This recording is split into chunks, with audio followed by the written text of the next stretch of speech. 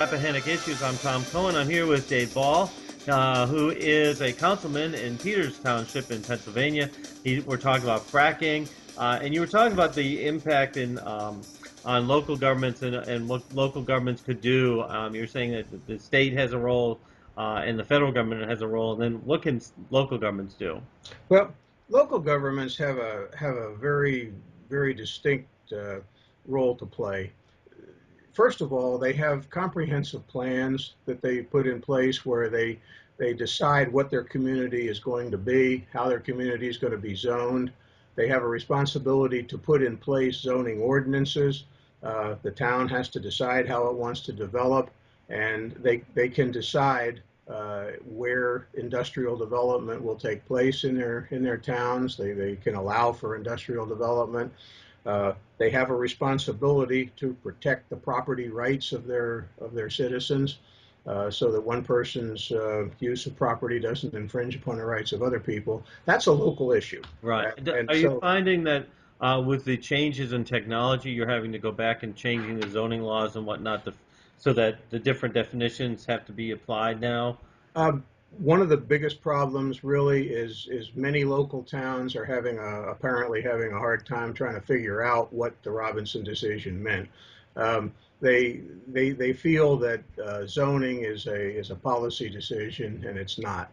It's a constitutional decision. You can't just decide what you want to put in a zoning district. It has to be the uses have to be compatible. I mean, Right. you can decide what districts you want to have, but the uses within the district have to be compatible. So if you want to have an industrial district, and if that's part of the growth plan of your town, then you have every right to do that.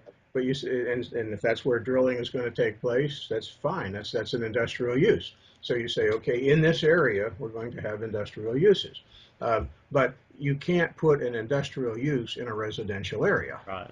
That's what. So towns need. First of all, I guess my point is that towns need to decide how they want to develop, and then they have to ensure that as development occurs, whether it be industrial, commercial, or residential, that it occurs in the proper manner. And then that's one thing. Then they have to assure that when industrial development, whether it be drilling or any other industrial use, does occur, that it follows the form and format that's required. That if there's conditions that are necessary to make it a safe and productive use, that those conditions are applied, and they can put conditions on a use. So, that they are protecting their citizens because the town has an obligation. It's called an affirmative obligation to protect the health, safety, and welfare of their citizens. That's the first thing that a town can do. Then they have an obligation to look at their roads and so forth. They can require performance bonds on roads. They can require companies to use particular roads for truck routes. They can require certain things of ponding and so forth. There's a lot of things that a town can do. They're Now, very practical. for those of us who, I mean, I lived in New England where we had towns, and I know Pennsylvania has towns, but down in Virginia we have counties. Right. Do counties have a large role in this, or I know in Massachusetts counties meant nothing really. Well, Here it's a everything. couple of years ago, when I was down in the Tidewater area of Virginia, talking to some of their groups, it seemed to me that in that area, counties fulfilled roughly the same role as towns do in terms of zoning and control. So I would say the counties have exactly the same role and responsibility that the towns do in some of these areas, Oh, excellent. and they seem to understand it well. Yes. Well, I'm on the planning commission, and that's why I was asking because we deal with the comp plan and zoning and all that. We've talked about the problems with fracking. Is it possible to recover the shale gas safely? I I really believe so. I think done right, I think it can be. I think it can be done. I think it has to be done, and I think it has to be done safely. I think that there is so much economic potential, and I think that it's a fuel that we need to be as a country to become energy self-sufficient. I think the technology of recycling the fracking fluids of the drilling and so forth. I think all of that is progressing. I think self-contained drilling is not that far away. I think that fracking someday will be done other than by liquids. I think that there's alternatives to it that are being experimented with. So, give technology a little time to progress, and I think things do get better. Uh, that's the history. And then, what role does litigation play in all this? We have Yeah. about a little under 3 minutes left. Yeah, litigation, up to this point has played a big role because when you the Act 13 litigation that I referred to earlier, the Robinson decision, the state proposed an update to our oil and gas ordinance, which we as not only individuals but as township elected officials found to be absolutely unworkable and unconstitutional, and we challenged it in court.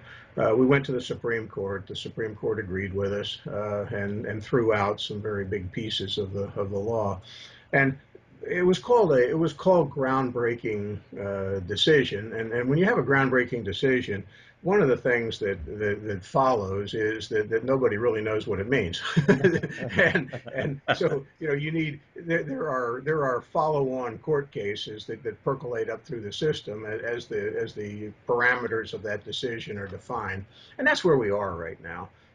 Different facets of that decision will be litigated and are being litigated.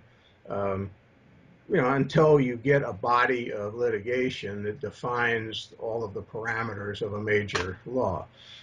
Most of it right now concerns zoning, um, and it concerns the operation of zoning law. It concerns the operation of the municipality's planning code and zoning. And once those things are understood, and then the environmental rights amendment, pieces of that are litigated, and you create this fabric of legal understanding, then zoning hearing boards and planning commissions and municipal ordinances can all look to an adjudicated body of law and say, okay, this is what the court said the answer was. Right now, unfortunately, there's a lot of people who are supposing. Right. So, That happens with all legal things. We have about a half a minute left, so within 30 seconds, what do you think is the future hold for this shale gas recovery system? well, I think the future is big. There's like I said, there's 500 trillion cubic feet of gas down there, and probably more if you add in these other layers, and it's people are going to get it. I just hope that we allow technology to proceed in a sane manner, and we can do it without destroying the environment and everything around it. Cool. So economically, it'll be worthwhile at some point.